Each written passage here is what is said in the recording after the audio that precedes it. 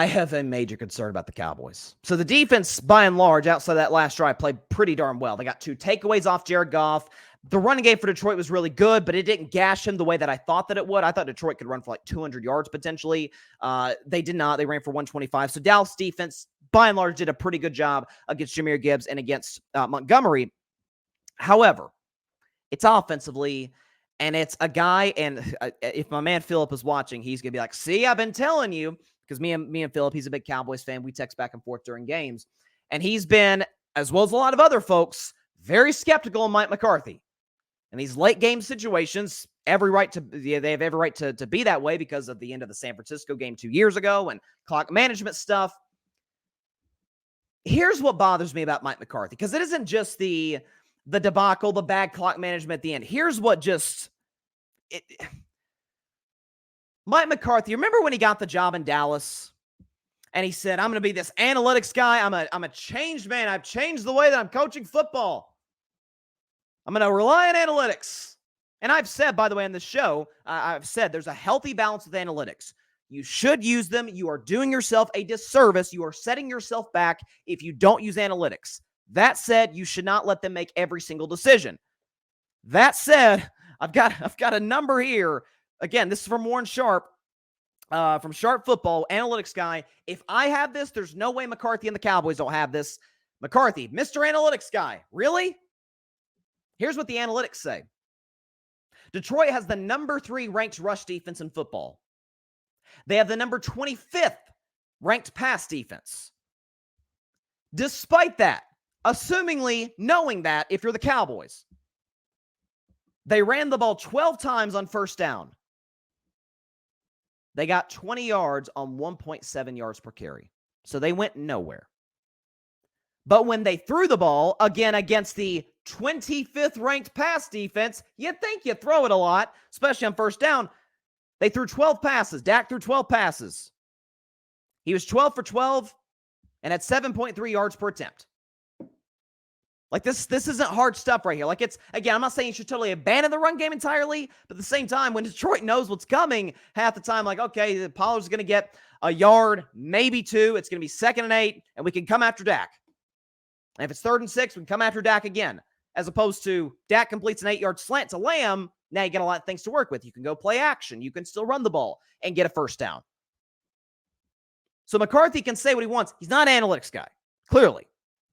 But it's and I've said this for weeks, and you know, after the Miami game, everybody's panicking on Dallas. I said, listen, Dallas is kind of what I thought they'd be, at least by the midway point in this year, and even before the season. I thought the defense would be better. It's still fine. It's still above average. I thought Dak would be amazing. I thought CeeDee Lamb would be amazing. That's basically what we saw against Detroit. Dak was outstanding, 345 yards, led the go-ahead touchdown drive, and CeeDee Lamb had a monster night. We all listen, the highlight of the night was Dak off his back foot throwing a freaking bomb to Lamb, and he takes it 92 yards to the house. But CeeDee Lamb, 13 catches for 227 and a touchdown. I saw this stat today, though. I was looking this up, and this to me is what's concerning about Dallas, and obviously helps other defenses, is the fact that I saw this. CeeDee Lamb made up 56% of the offensive production, of the offensive yards for Dallas in that game Saturday. And in general, he's made up almost 29. One guy, one skill position player has made up almost 30% of the offense. CeeDee Lamb's got nearly 1,700 yards receiving this season. Second place, Jake Ferguson. He does not even have 700 yards this season. So it's Dak, Lamb, or bust. Brandon Cook, stop. He's not a number 2 receiver. He's so valuable, he's been traded 4 times in the last year. Saints traded him to New England. New England traded him to Los Angeles. Los Angeles traded him to Houston. Houston traded him to Dallas. Evidently, he's not that valuable. Michael Gallup, way past his prime, and I hate to say it because he had the ACL injury. It sucks. Michael Gallup's not the same player. Jalen Tolbert, come on, man. What are we doing? Jake Ferguson, like him, don't love him. The offensive line for Dallas is not playing that well as of late, despite getting Tyron Smith back. I thought Detroit's defensive line played very well on Saturday. And we all know the run game is virtually non-existent. This is why, and this is one of the reasons I said when I was talking about Dak on Friday's show with the whole Micah Parsons taking a shot at Brock Purdy thing, I said, I don't think we give enough credit to Dak for what he has to deal with. Off the field, immature Micah Parsons, enigmatic owner in Jerry Jones. On the field, no running game, inconsistent defense, literally no legitimate threat on the outside aside from CeeDee Lamb. I mean, God forbid, man, biggest knock on whatever. God forbid if CeeDee Lamb went down. Then what do they do? This is why I argue Dak is infinitely more valuable than Brock Purdy. If Deebo Samuel goes down, well, you still got Ayuk and Kittle and McCaffrey. You still got plenty of weapons there. Heck in Baltimore. Now, Lamar's played awesome, but Mark Andrews is probably gone for the year. Well, they have Zay Flowers. They have Odell Beckham Jr. You look at if A.J. Brown, God forbid, went down. Well, they still have Devontae Smith. And they have Dallas Goedert, and they have a good running game with DeAndre Swift and a good offensive line. CeeDee Lamb goes down. They're screwed. Now, knock on wood, that doesn't happen. CeeDee's been healthy throughout the vast majority of his career, including this season.